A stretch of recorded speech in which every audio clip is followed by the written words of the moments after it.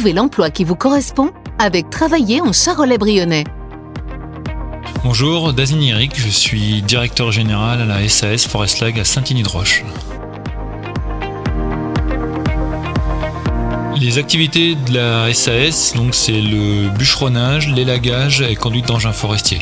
Aujourd'hui, Forest Lag, c'est 23 collaborateurs, 2 associés, une assistante de direction et un conducteur de travaux.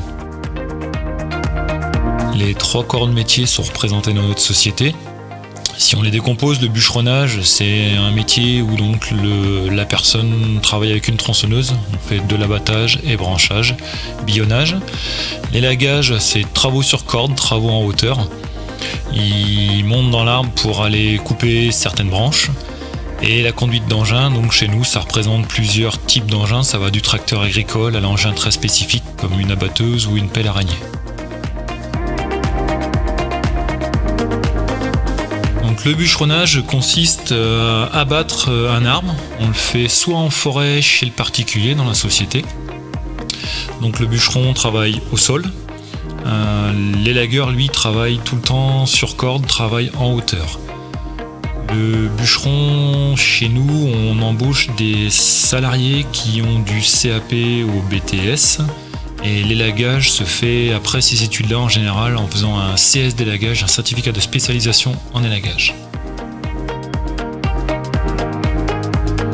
Que ce soit pour le bûcheronnage ou l'élagage, on le décline chez nous sous plusieurs versions en fonction de l'endroit où on le fait. On ne fera pas la même chose en abattage quand on est dans un parc, chez un particulier, sous une ligne électrique, quand on est en bord d'une route ou alors quand on est vraiment de façon plus spécifique en pleine forêt. Les contraintes sont complètement différentes selon si on travaille chez un particulier dans un parc. La contrainte majeure, ça va être une maison à proximité, alors que quand on est en forêt, c'est totalement différent. Les contraintes, c'est plutôt de faire attention à la végétation qui est aux alentours, mais en général, on n'a pas le problème de la maison. Une journée type, on se retrouve tous le matin à l'atelier, préparation du matériel, on donne les consignes souvent de sécurité. Il n'y a pas de travailleurs isolés dans nos métiers à cause de la pénibilité et de la dangerosité, donc au moins en binôme. On constitue les équipes tous les matins, le personnel part sur les différents chantiers. C'est un métier où il faut accepter le déplacement. Le territoire est très grand, on n'arrive pas à trouver suffisamment de boulot à proximité, donc il faut accepter le déplacement. Au sein de la société, toute la région Bourgogne-Franche-Comté, Rhône-Alpes-Auvergne. Quand on arrive sur place, il y a un rappel systématique des consignes de sécurité. Ensuite, on remet tout le monde en équipe et en binôme pour permettre le bon déroulement de la journée. Il y a des chantiers qui se déroulent à la journée avec un retour le soir à l'atelier et d'autres qui se passent plutôt à la semaine.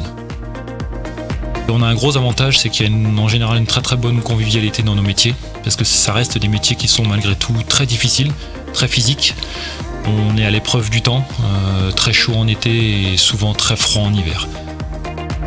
L'esprit d'équipe au sein de la société, ça passe par des bons moments de convivialité, un respect de chacun, une entraide sur les chantiers. On aime bien que les anciens prennent sous leur coupe les plus récents. Mon parcours scolaire, j'ai commencé par un BEP, ensuite j'ai effectué un bac pro et j'ai décidé de rebondir sur un CAP pour acquérir plus d'expérience professionnelle. Ensuite j'ai finalisé toutes ces études par un BTS en gestion forestière. Pour ma part, j'ai effectué le CAP et le BTS en alternance et aujourd'hui toutes les formations peuvent se faire soit en scolaire soit en alternance.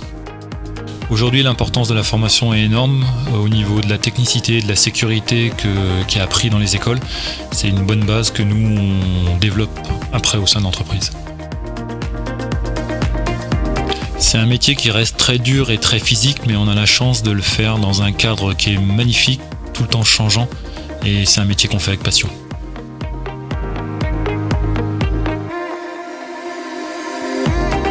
Ce métier vous intéresse ?